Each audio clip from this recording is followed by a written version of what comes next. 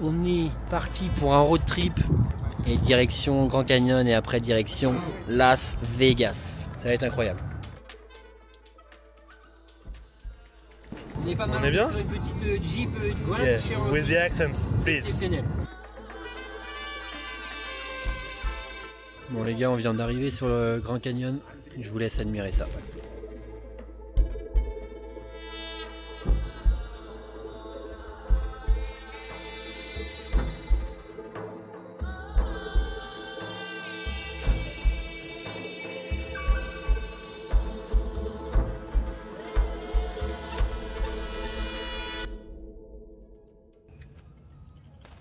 Bon les gars, il est 7 h du matin, l'avenir appartient à ceux qui se lèvent tôt. Je suis tout seul, les mecs qui dorment. Je vais prendre la voiture, je vais aller voir le petit lever de soleil du Grand Canyon sur un spot vraiment sympa normalement.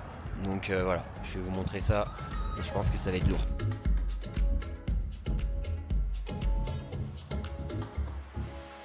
Les gars, il neige.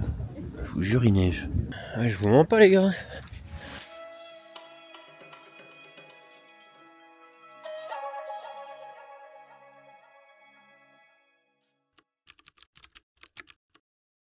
Les gars, je vous explique le programme. 24 heures dans ma vie de joueur de poker à Las Vegas. Direction le jacuzzi, les gars. Première étape. Il y a Flo qui me fait un débrief sur les profils de ricains. On est le matin, là, on est chaud patate là. On envoie des profils de règles américains, c'est Ouais, spécial. ils sont spéciaux, ils sont spéciaux. Bon les gars, on se rapproche du jacuzzi.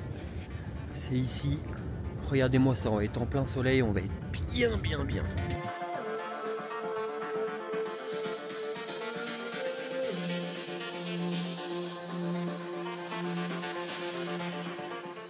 Bon les gars, jacuzzi fini et on va rentrer, faire un petit déjeuner et après on va aller certainement au Wynn les gars. Regardez-moi ça, on commence la journée comme ça, on est les rois du monde.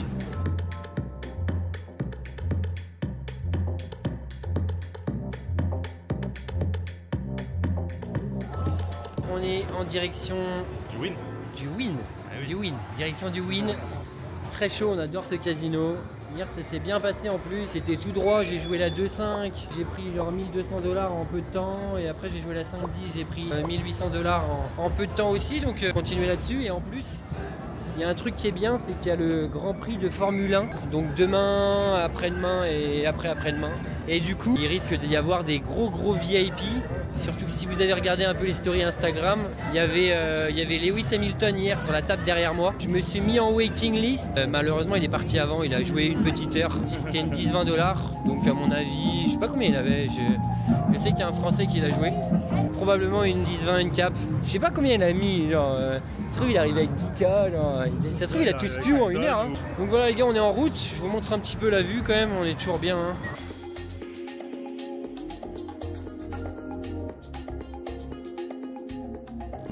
Il va y avoir des gros repas d'affaires qui se passent, et pas que d'ailleurs. Ça reste la ville du vice hein, les gars. Hein. Il se passe beaucoup de choses, mais comme on dit, tout ce qui se passe à Vegas reste à Vegas. Il y en a qui savent.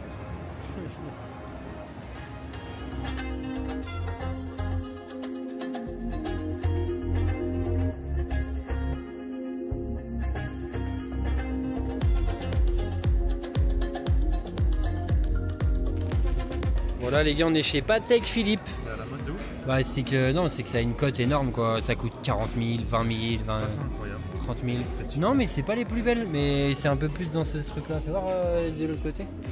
Ouais, c'est à l'intérieur les plus belles je pense. Ah ouais, bah là ils en ont mis qu'une, ils se sont pas fait chier. Mais... Stylé, moi, je trouve ça. Non, mais tu verrais, elles sont vachement simples. Les Patek sont les plus vendus et la passe crème. Mais faut mettre un bon billet. Hein. Ouais, 40, 30. On n'en est pas là les gars. Gestion de bankroll. On arrive à la poker room les gars.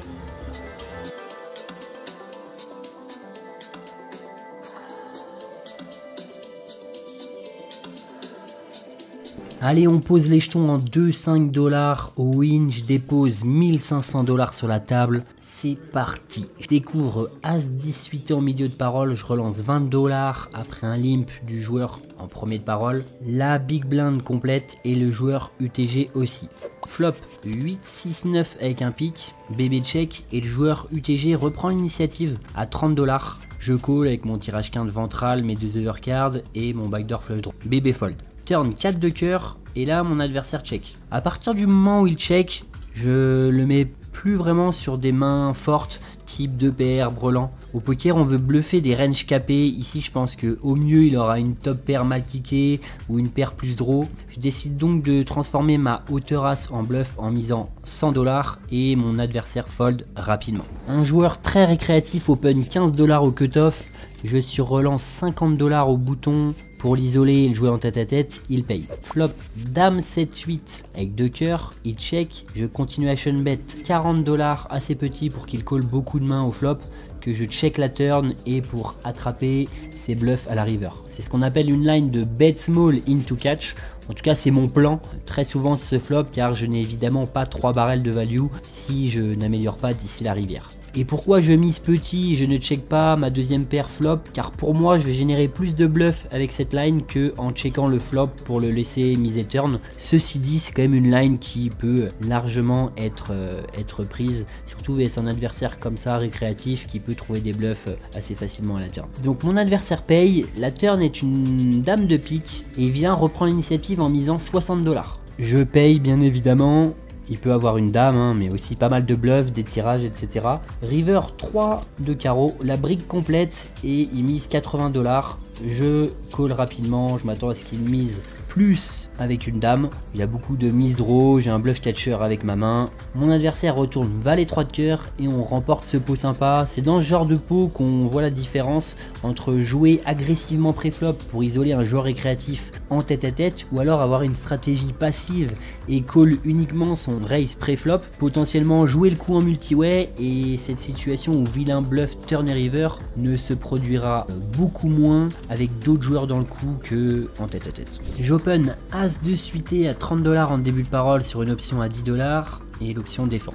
Flop 8, 9, 9, il check, je sais bet 20 $, ça me permet de récupérer de l'info sur sa main, de value des tirages, des mains comme 6 et 7, dame valet, valet 10, il paye. Turn 10 de cœur, pas incroyable, ça percute bien sa range, de straddle, il a des quintes qui rentrent maintenant, il a des paires plus tirages qui viennent récupérer un petit peu d'équité aussi. Du coup je check back, je m'attends pas à avoir beaucoup de fold equity sur cette carte, c'est-à-dire la capacité à faire passer mon adversaire. River, dame, vilain bet 50 $, c'est pas extrêmement cher, la moitié du pot. Je m'attends pas à ce qu'il bluffe sur un board avec 4-2 straight, c'est-à-dire avec une possibilité de quinte avec une seule carte, donc je passe rapidement et vilain me retourne 6 et 7 pour une quinte. Je découvre une belle paire de rois en début de parole, je relance 20 $, bouton call et la small blind sur relance à 75 $. Je 4 bet de mon côté à 200 $ pour valoriser des mains comme paire de valet, paire de dame, as roi, etc. Et mon adversaire paye, le bouton à fold. Flop dame valet 5 avec 2 cœurs, pas incroyable parce que s'il avait des mains comme paire de valet, paire de dame, ça fait brelan. Donc il check, je décide de check back également. Turn valet, bon il reste un combo de paire de valet, 3 combos de paire de dame, je le vois pas trop call un 4 bet avec as dame, je bloque as roi, si je mise qu'est-ce que je value? Pas grand chose, peut-être paire de 10, as dame suité, as roi, donc il faut pas trop que je mise cher ici, puis au final je décide de checker, je sais pas pourquoi je le sens pas ce coup. River dame et vilain bet 500 $, une belle pilasse de verre, il avance. Je vois pas bluff dans un pot 4 bet, hors de position, c'est vraiment des situations under bluff. Faudrait qu'il tourne en bluff paire de 10, qui serait du coup counterfeit. As roi, transformé en bluff pour faire fold d'une autre hauteur as chez moi. Et là il me dit en français sortez, sortez. Lol, bon, plutôt sympa, je le prends pour de la force. Je fold et il me retourne as dame off. Full house à la river. Dites-moi en commentaire comment vous auriez joué la main. Est-ce que un petit bet au flop ou un petit bet à la turn? Je suis très curieux de savoir. Next end, j'open 9 et 8 de trèfle, UTG, la small blind et la BB call. Flop as dame 4, check small blind et big blind. Et ici on est en multi-way mais je suis en position, c'est un board qui m'avantage énormément. Je vais pouvoir de barrel profitablement très souvent, donc je fais 20 $ et tout le monde fold directement au flop, pas besoin de faire cher sur ce premier barrel. Je garde un éventail de mains assez large pour prendre ma fold equity à la turn et envoyer une belle sacoche pour mettre vraiment beaucoup de pression sur la quatrième. Open 30 $ du cutoff sur 3, 5, 10 d'un joueur qui a déjà mis ses jetons dans le rack, le récréa à ma gauche, colle au bouton et du coup je décide de prendre le squeeze avec As-3 suité en small blind à 150 $. Tout le monde fold, on montre un petit 3 pour chatouiller un petit peu. Main suivante, j'open As-2 de carreau au bouton. Tout le monde fold. Allez, on remontre un petit 2 pour chatouiller au carré. Attention, accrochez bien vos ceintures car ce coup il va être spécial. Le joueur récréatif open 30 $, cher pour une bébé à 5. J'envoie 100 $ avec As-Roi et il paye. Flop valet 7-7 avec un flush droit pique. Vilain check. Je sais bet 80 $. Je suis en value contre ce joueur vu son éventail de mains qui est large pré-flop. Il y a évidemment des mains qui me battent comme des pocket pairs, des jack X, etc. Il paye. Turn valet. Et là, le joueur récréatif mise 275 $. Je pense pas qu'il joue comme ça un full ni un 7. Il peut avoir des low pairs qui sont counterfeit type 6-6, 5-5, 4-4. Des bluffs comme des Broadway type Roi-Dame, Dame-10. Je décide de payer. River 8 qui fait rentrer la flush et vilain fait tapis pour 450 $.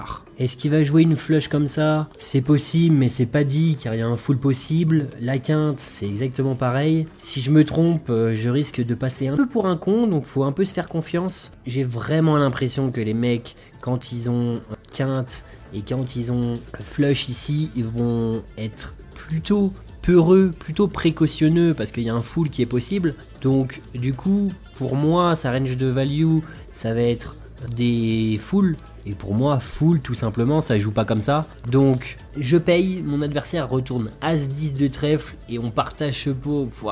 J'aurais bien été content de gagner à 100% celui-là, mais au moins je me suis pas trompé. Il est complètement surpris du call, il me dit que je call pour split. Non, pas tout à fait, je pense que je peux gagner aussi. Je relance solo jack, roi 10 off à 20 $, call du cutoff et call du bouton. Flop dame 9 briques, tout le monde check. Turn valet, magnifique. Je check et le cutoff fait 45. Le bouton fold. Ici, je m'attends à ce qu'il bête des deux paires, des mains comme valet 9, des paires plus draw, valet 10, as valet, roi valet. Je check raise à 130 $ et malheureusement pas d'action, il fold. Dommage. Arrive cette main où je relance 20 $, 9 et 8 de carreau à jack et la SB relance 100 $. C'est assez cher, il a 3 bêtes quelques fois avant, mais j'ai pas vu les showdown. C'est vraiment très limite, mais let's gamble, je call. Flop 9, 9, 10. Easy game. Le 3 better mise 100 $. Je paye. Turn 6 de cœur. Il check et je décide de miser cher. Je mise 300 $ pour cibler ces overpairs qui ne vont pas fold ici, mais qui peuvent check sur cette turn. Il paye. River roi, il check à nouveau. Et je pense pas qu'il est As-Roi joué comme ça, mais plutôt des mains comme paire de dames, paire de valet, peut-être paire d'As. Du coup, j'envoie 575 $. Mon adversaire réfléchit, réfléchit, réfléchit. Et il finit par payer. Je retourne mon brelan et il jette ses cartes au croupier. Allez, une petite Red Bull sans sucre pour la 12 s'il vous plaît. Bon, je conseille pas pour la santé malgré tout. Je squeeze As-Roi de trèfle à 100 $ au bouton après un raise et 2 calls avant moi. Et pas d'action, tout le monde fold. Gizo 25 $ au cutoff, As-Dame off, call du bouton et du limper. Flop, Dame 9-7, check du limper. Je sais bet 50 $. Le bouton fold et le limper call. Turn as, mon adversaire check. Et ici, j'ai pas envie de faire trop cher car je veux pas avoir beaucoup de fold equity, c'est-à-dire que mon adversaire va beaucoup folder ici si je fais cher. Donc je veux garder ses dames par exemple. Donc je bête encore 50 $ pour faire call ses draws et ses dames. Il paye. River as, full house baby. Check de vilain et ici je décide de bet à nouveau 50 encore pour value des dames et faire raise des miss draw. J'accomplis deux choses. Si je fais trop cher, je m'attends quand même à ce qu'il fold des dames, sachant que j'ai quand même 3 barrels. Et il a quand même pas mal de miss draw ici, des tirages couleurs ratés, des tirages quintes ratés. Donc je lui laisse l'opportunité de transformer sa main en bluff et de relancer. Et malheureusement il fold. Ça enchaîne les bonnes cartes, une paire de dames, je 3 bet en small blind, un open et malheureusement pas d'action, ça fold.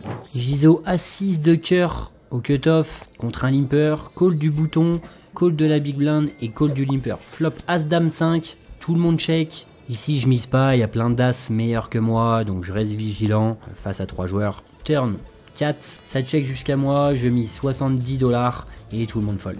Giso 30 $, paire de 8 holo jack, SB 3 bet 80 $, BB call les 80 et du coup je m'invite à la fête, je complète. Flop 7-5-3, SB check, BB check.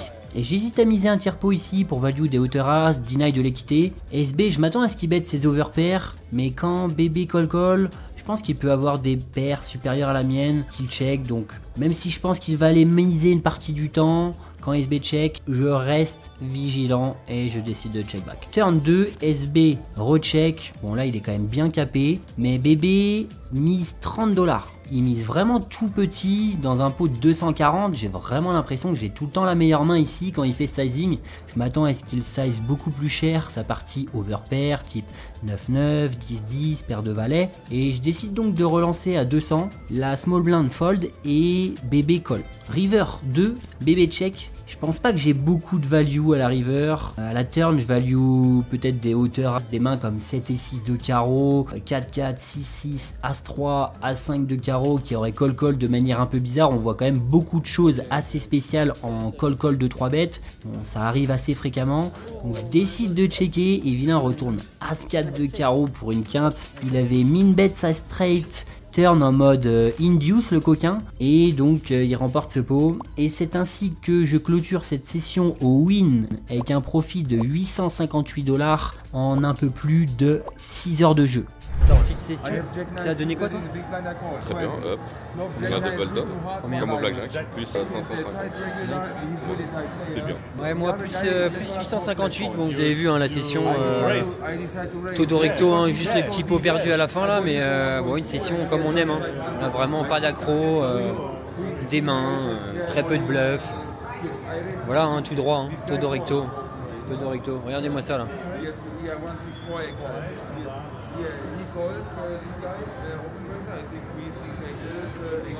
Là ça débrief. Top break conversation. Justement c'est intéressant d'en parler. Petit débrief, on est en train de parler du 9 et 8 suit où je défends VS 3 bêtes. Premièrement l'open on dit qu'il est un peu loose. Deuxièmement, vilain, mais la table était passive. J'ai une belle image. Ouais. On se rend compte vraiment qu'il faut être très solide pré-flop, on se le dit très régulièrement. Vilain 3 bêtes à 100 small blind. Et je décide de call. Non, il est small blind, il me semble. En fait, si ça vient un board, il n'y a pas d'as et droit et qu'il monte de la faiblesse, on sait qu'il a souvent un 3, on peut tourner en bluff notre main. Oui. Tu vois. Et si ça monte beaucoup de force, il a souvent 2 as, 2 rois, 2 dames en BB, tu vois. Et si tu te perds au mieux, tu sais que tu peux prendre un joli coup, tu vois. Ouais. Après, je le mettais quand même sur une range assez strong, même en small blind. Du coup, je décidais de défendre. Je pense aussi, hein, clairement. Ouais. Mais elle est encore plus strong en big blind. Du coup, je décide de call. 100, il fait cher, hein. En plus, il fait 5x. Pas, il fait 80. Et en fait, on a open nous-mêmes 4x, ce qui est pour nous qui est quand même un standard en live. Ouais. Mais mine de rien, mathématiquement, le mec il nous fait 20 blindes, même si on est 300 blindes deep. Ouais. En fait, c'est pas vraiment comme si on jouait 300 blindes deep, non? Oui, je suis d'accord. Et en plus, on n'a pas d'infos particulières. Ouais. J'ai une image solide. Et Vilain n'a pas raison. Lui, il a rien montré de. Rien montré. Je crois que c'est quand même peut-être son deuxième 3 bêtes, il me semble. Peut-être sur moi, je suis pas sûr. Le fait de fold aurait. Ouais, le fold, c'est ça. On n'est pas obligé de défendre, insulter le connecteur. VS une range strong. Gros sizing aussi. VS un gros size. VS un gros size. Et en plus, on peut se mettre dans des spots compliqués en faisant des deuxièmes paires, des troisièmes paires. Si on a des rides, c'est différent. Si on a des rides. Voilà, t'as décidé de call, c'était un peu border. Ouais. Bon, bien sûr. C'est pas un mauvais call, je pense, mais sans grosses infos, je pense que c'est pas la folie non plus. Quoi. 4 et 5 on colle toutes les PP parce qu'on estime quand on fait un brelan. Oui, par contre, toutes les PP on peut défendre, là on va faire très mal. Voilà. Assez close. Bon, bien sûr, on fait brelan et après, vous avez vu le coup. Et après, bon, ça dépend. Bon, toi, t'es à l'aise post-flop. Ouais. Mais. Sur des mecs qui ont un petit peu moins d'expérience. Il faut être très à l'aise post-flop quand même pour défendre. C'est ça. Et puis, il faut savoir faire des gros folds aussi. Dire, en standard, si on n'a pas d'infos et qu'en plus post-flop, on n'est pas encore super aguerri, je pense que c'est un fold très important pré-flop. Oui. On est très solide sur le pré-flop au niveau de nos open raise et au niveau de défense de 3 bêtes. Et on tient aussi à le préciser, à insister là-dessus parce que les gens peuvent faire des grosses erreurs. Et on dit toujours plus on a d'edge, plus on peut défendre, etc. Ouais. C'est pas complètement faux, mais il faut faire quand même très attention avec cette façon de penser. Oui, parce qu'en fait l'edge, on est toujours en train de mettre nos défenses, nos calls de 3 bêtes un peu loose sur l'edge. Et en fait on en devient trop loose à dire tout le temps ça. En position ça fait du sens quand même, mais par exemple hors de position, quand les mecs open très cher, même si c'est les récréatifs, il faut rester très tight parce que le désavantage positionnel fait que ça va être très compliqué de manœuvrer. Ouais. Bon après du coup vilain c'est bête, j'ai pas de raise ici, hein. Je pense pas qu'on a envie de raise notre brelan ici. C'est vrai que la question du raise, j'y ai même pas pensé en vrai. Il y a des arguments quand même peut-être à raise en vrai. Ouais. C'est un flop qui va pas mal évoluer et du coup on peut prendre beaucoup de value sur les overpairs. On maximise sur les overpairs. Parce que si la flush rentre, si ça vient genre un 8, un valet, ça peut freiner un peu l'action. Je pense qu'il y a de l'intérêt aussi à raise en vrai. C'est vrai que j'ai pas. On fait fold des As-3. En plus, les règles un peu qui réfléchissent, ça peut les level un peu quand même. On fait fold des As-3 et c'est pas sûr qu'il multi-barrel. Ouais, mais As-3 de toute façon, est-ce qu'il va. Ouais, c'est ça, est-ce qu'il va multi-barrel As-3 je pense pas. Donc autant peut-être maximiser sur les overpairs. C'est très dynamique, en plus, il peut quand même te mettre sur des bluffs. Et il s'attend pas à ce qu'on raise brelan ici, certainement. En tout cas, il peut se trouver plein de raisons. Ça c'est un reg. Bon, ça, moi je le connais un peu en plus. Je te l'avais pas dit, mais je le connais un petit peu. C'est pas vraiment un reg, c'est un récréatif bien éclairé. Ok. Du coup, je call, turn 6 de cœur, il me semble, il check. Et là, du coup, je veux target sa partie overpair. Du coup. Bien joué de sa part de check avec une overpair. Oui, c'est bien joué. Il a pas 3 barrels de value. Il peut avoir un peu peur. C'était 8 suits qui rentrent, des mains comme ça en perçu. C'est plutôt bien joué, je trouve, de trouver des checks de temps en temps. Peut-être pas tout le temps, mais ouais, et puis il a un check call facile avec sa main. Enfin, on sait pas sa main, mais on se doute qu'il avait. Il a call 3 barrels. Donc je fais 300 dans 400, donc il call. Et river roi, pas dingue.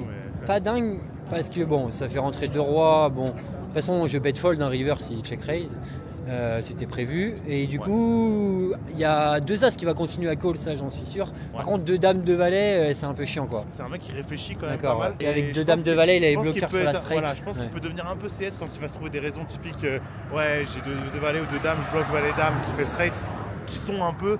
Dans sa perception, je pense, tes principaux bluffs à la turn. En réalité, c'est pas le cas parce que je pense que tu as quand même beaucoup de check-back avec open-ended à la turn. Mais les gens vont tout de suite se dire ah, c'est naturel de bluffer avec valet-dame. Et du coup, de bloquer ces mains-là, ça peut les pousser à faire un peu des hero calls. Tu vois, ce type de joueur qui réfléchit. Clairement, il peut mettre sur un miss flush draw à 6 shoot. Et surtout, nous, on sait qu'il faut être pleutre. OP dans les pots 3 bêtes à partir de la turn souvent. Nous on doit être pleu trop OP donc. Mais eux font tous l'erreur de ne pas l'être. Ils vont tous se trouver des raisons. Vite fait pleu trop OP. Être pleu hors de position, c'est dans les pots 3 bêtes hors de position quand on c-bet et qu'on check la turn, peu importe notre main, on va être très vigilant et qu'on se prend un bet notamment quand ça commence à être des bêtes à mi-pot et plus parce que les gens ne bluffent pas beaucoup. Assez, ils vont beaucoup plus checker pour réaliser leur équité à la turn. Donc en fait on doit limite on doit overfold. Ils ont un peu peur, ils vont souvent checker back leur main de showdown value moyenne. Et du coup, ils se retrouvent avec beaucoup de mains très fortes pour très peu de bluff et très peu de value cut. Donc on va être très vigilant, je dis pas qu'on va tout le temps check fold, mais on va être extrêmement vigilant et on va pas se level. Des fois on peut fold directement à la turn aussi. Alors que le field, l'ensemble du field, quasiment l'ensemble du field et même des règles qui sont un peu moins compétents, mais il y en a beaucoup en live, ont tout le temps ce biais de cohérence de se dire ok j'ai une force, j'ai essayé de mettre le flop, j'ai checké la turn donc j'ai montré de la faiblesse donc le mec peut essayer de me bluffer. Et donc ils vont beaucoup trop call turn plus river. Et d'ailleurs si du coup ce que tu as fait je trouve ça vraiment très bien parce que tu as justement exploité ça. Tu as exploité ce qu'on sait du field et on sait que le field ici n'est pas assez pleutre du coup et ce level je trouve toujours des raisons et donc tu as fait un très bon sizing turn, tu as fait 3 quarts pot sachant qu'en réalité tu as très peu de bluff. Mais c'est un bon exploit contre le field. Tu as conscience que eux ils vont te mettre en perçu sur beaucoup de bluffs, donc tu exploites ça. Donc il call, river, il y a 1000 dans le pot, river roi. J'ai décidé de faire 575. J'avais bien aimé ton sizing parce qu'en plus on sait qu'à Vegas quand même à la river. Je pense quand même que s'il a 2 as, il peut quand même call 700, peut-être même 800. En fait, sans info, il faut quand même prendre un petit peu le sizing conservateur. Par conservateur, je veux dire, on sait qu'on se fait hero call. On n'a pas de dynamique, t'avais pas de dynamique avec lui. Non. Si on fait trop gros, si on fait par exemple 3 quarts, 750 ou 800 et qu'il se met à beaucoup fold, ça peut vraiment être dramatique sur le win rate. Ouais. Donc là, j'ai fait un sizing un peu neutre, mais légèrement un peu que le mi-pot et un sizing un peu psychologique. Et moi, des fois, tu vois, je vais le dire, hein, c'est intéressant. Des fois, quand je suis arrivé à la river à ta place, je me dis, ah, si je fais 175, ça fait très value. Mais en fait, ça, c'est pas bon de se dire ça. Et du coup, ça fait très value et donc peut-être le mec va réussir à fold. Mais en fait, c'est de la merde. Ils vont toujours, c'est de la merde. Ils vont toujours se trouver des raisons. Quand tu fais un sizing plus alléchant, ils vont toujours quand même je trouvais des raisons, des cotes, etc. Même s'ils ne trouvent pas beaucoup de bluff dans ta range, ils vont être tentés de plus call. Typiquement, le mec bet river, je sais pas, on a nuts et on décide de min raise, mais les mecs vont plus call vs min raise alors que c'est très value heavy. Que si on 3x. Ouais, voilà, alors certes, ils ont des meilleures cotes, mais en fait, quand on min raise à l'intérieur, on n'a probablement jamais de bluff. Et du coup, s'ils étaient plus lucides par rapport à ça, effectivement, ils devraient trouver des gros folds.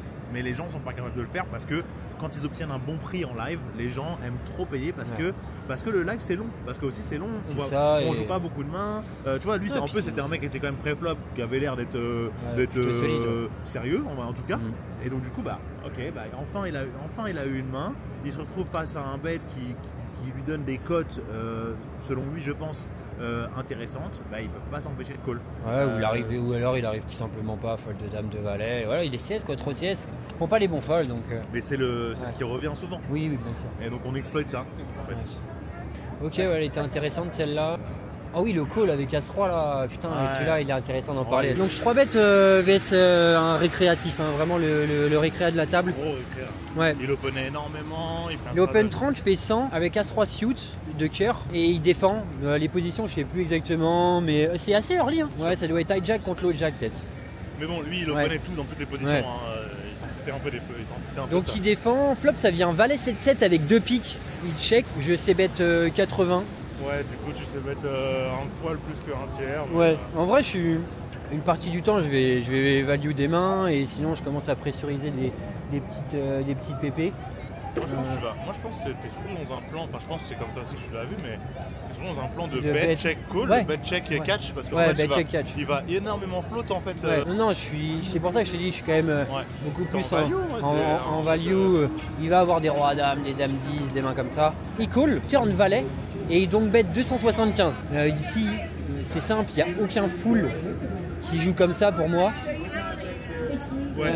Et surtout qu'une main avant, il avait donc, j'ai joué un peu 3 bêtes contre lui où je l'ai catch river. Il avait défendu valet 3 suit, vous le verrez quelques mains avant. Et il avait donc également sur une doublette, une dame sur une dame.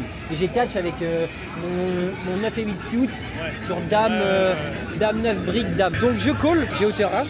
Et river il fait tapis sur un 8 de pique, il fait rentrer la flush, quelques 9 et 10. Des mains comme ça et en fait on a des bonnes cotes 450. Ouais, donc le pot fait quasiment un quart river. Quasiment un quart, on a des bonnes odds, il fait 450 et je me dis en fait que ici on est typiquement sur main, il peut avoir des mains what the fuck, des mains comme roi dame, dame 10, il peut avoir float au flop, dame 10, dame 10 des petits pépés qui est counterfeit, des mains comme paire de 6, paire de 7. Pas paire de 7, paire de 6, paire de 3, paire de 2, paire de 4, paire de 5. Mais surtout la partie Broadway off, en fait, c'est énormément. Roi dame. Mais c'est énormément de combos. C'est énormément de combos. En fait, river, du coup, il va se retrouver avec. Roi 10. S'il prend tous ces bluffs là, et on s'attend à ce qu'il les prenne, c'est pas le genre un bluff river, ça fait énormément de combos. Et donc du coup je call et malheureusement je ne perds pas le pot mais on split le pot parce qu'il a transformé en hauteur as. Il avait as 10 de trèfle. Le board est double pairé du coup et il avait as 10 de trèfle, pas de backdoor flush. Et on split mais en tout cas c'est quand même un gros call. Je pense que vraiment des fois il a vraiment roi dame, roi 10, dame 10. Dame 9. Là, il a float au flop avec As 10 de trèfle qui n'avait même pas un backdoor flush. Main particulière quand même. C'est pour ça que les mecs ils ont tous dit que j'avais des balls. Ouais, au final, alors à chaud c'est jamais facile. Oui, mais c'est assez cohérent. À froid, on est quand même sur une des pires rivers du deck. Ouais. Mais en fait, vu que le mec est extrêmement loose et qu'il flotte tout au flop, il a vraiment une grosse quantité de combos de bluff à disposition. Et on s'attend que c'est sur un profil qui veut pas. Et en plus, quand je call turn, alors j'ai pris un petit peu de temps, mais par contre je sais que je vais call une grande partie du temps. T'as pris un peu plus de temps parce que c'était la pire. C'est ça. Donc c'est quand même chiant parce que c'est une des seules sur lesquelles on pourrait envisager de fold avec le plan qu'on avait. Clairement. Mais c'est vrai qu'en réfléchissant bien à sa range, on peut identifier qu'il a beaucoup trop de combos de bluff. On s'attend à ce qu'un valet joue rarement comme ça à la turn. Clairement, franchement, là c'est aussi le cœur de mon sneaking, c'est que pour moi un valet est très content de checker. Voilà. On doit être bon moins d'une fois sur 4 pour avoir un levé 0. il y a un autre truc qui est important et qui revient depuis assez souvent. Quand j'ai discuté avec lui, il m'a dit ouais, je te mettais sur paire de 9. Et en fait, on se rend compte que les récréas, et ça on se l'était dit dans une autre place où on était avant, des fois, ils nous mettent sur une main. Ils nous mettent pas sur une range, ils nous mettent sur une main. Et c'est pour ça que des fois, faut pas, je sais pas, aérofold dans certains spots parce que les mecs ils ont un sinking tellement loin d'une autre. Les gros récréas très actifs qui n'ont pas peur de bluffer parce qu'il y a aussi quand même beaucoup de récréas en live qui bluffent extrêmement peu. Donc faut quand même faire attention. Ouais, bien sûr. Mais en tout cas, eux dans leur façon de réfléchir, ils te mettent des fois sur une seule main. Et hop, paire de 9. Genre j'ai pas le droit d'avoir 2 as, 2 rois, 2 dames. Et aussi, ce genre de profil adore. Régulièrement on les voit bluffer sur les doublettes. Quand ça fait doublette, ils ont vraiment ce pattern qui revient. Ouais. Alors les donk bets, quand on prend des donk bets des donk bets sur une doublette, c'est assez facile à call. Quand on prend des check raise sur des doublettes, c'est un peu plus compliqué et on s'est rendu compte. Alors je dis pas que et ils le font tout le temps. On s'est rendu compte que les mecs quand même, ça arrive qu'ils check raise en bluff.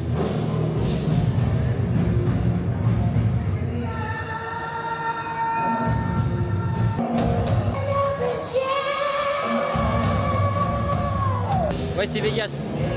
Ouais, on s'est rendu compte que les mecs, quand même, c'était juste une petite aparté, mais bluff en check raise sur des doublettes. Et dans ces spots-là, faut bien compter les combos, parce que et s'ils sont capables de bluffer, hein, faut call turn et call river. Bon les gars, c'était la partie technique. Bon les gars, je suis en train de marcher jusqu'à mon appart et en fait la route, je passe devant le Horseshoe, c'est là où il y a le WSOP, l'été, les World Series of Poker à Vegas. Là il y a le Bellagio au fond là-bas. Et voilà, et en fait ce qui est trop bien, c'est que je fais tout à pied. Je prends 0 taxi. Quand je sors de ma résidence, soit je vais d'un côté et je vais plutôt côté justement Bellagio, Aria, etc. Soit je vais de l'autre, où je vais plutôt côté Wynn ou Venetian. C'est top quoi, je prends pas de taxi, ça réduit les frais de fou. Et en fait des fois ça vaut le coup de payer un petit peu plus cher le logement pour être à proximité du strip. Et sur la route le soir ça craint pas, je me suis pas senti en danger plus que ça. Voilà, j'ai une carrure assez imposante et les gens changent de trottoir. Non, plus sérieusement, pas d'insécurité. Voilà, on va aller se coucher bien gentiment. Demain, coaching à 10h heure américaine, 19h heure française, avec tous les élèves qui ont rejoint le programme qui est tout simplement la méthode exploitante, tout ce que vous devez savoir pour Crush en Cash Game Live, 2 coachings par semaine, un espace avec une plateforme privée avec des vidéos qui sont disposées en différents modules, étape par étape et qui sont actualisées chaque semaine. On fait ça avec Flo, c'est du lourd, on est super content d'accompagner les joueurs, il y a des résultats déjà, les mecs sont contents, on donne tout pour eux et voilà, c'est un petit, le petit instant promo.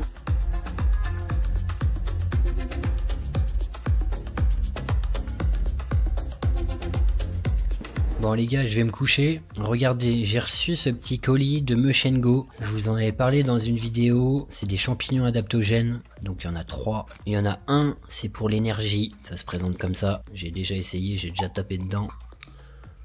Il y en a un, c'est pour le sommeil. Donc là, je vais le prendre avant de me coucher. Je peux vous dire qu'avec ça, les gars, vous dormez comme des bébés. Et il y a celui-là pour le focus. Donc la concentration à table, j'ai vraiment senti une différence. Sur l'énergie, c'est difficile de dire parce qu'on enchaîne des journées qui sont quand même sacrément lourdes. Je pense vraiment que ça a un effet très très positif et que c'est pas uniquement placebo. Donc sommeil pour dormir. Donc là-dedans, il y a du reishi, l'ashwagandha, je sais pas comment on se dit, ça se dit de la valériane et de la mélatonine. Ça, je peux vous dire les gars, ceux qui ont des problèmes de sommeil, moi j'ai pas de problème de sommeil, mais pour dormir, vous dormez comme des bébés. Donc je vais quand même en prendre une petite, ça marche super bien. Et ils m'ont fait l'immense plaisir de me faire un code promo. Vous avez je sais plus combien de pourcents de réduction sur la boutique avec le code Poker Explorer les gars. Donc allez-y, franchement je vous fais pas de placement de produits à la con, c'est vraiment bénéfique pour les joueurs de poker. Je vais pas vous vendre des crèmes hydratantes les gars, j'en ai rien à foutre. Mais voilà, je pense que ça peut avoir un effet bénéfique pour vous. Essayez, si ça vous plaît, vous l'adoptez. Puis sinon, vous passez à autre chose. Vous tentez autre chose. Voilà les gars. Donc moi je vais prendre ma petite pilule. Je vous dis à demain pour un nouveau vlog.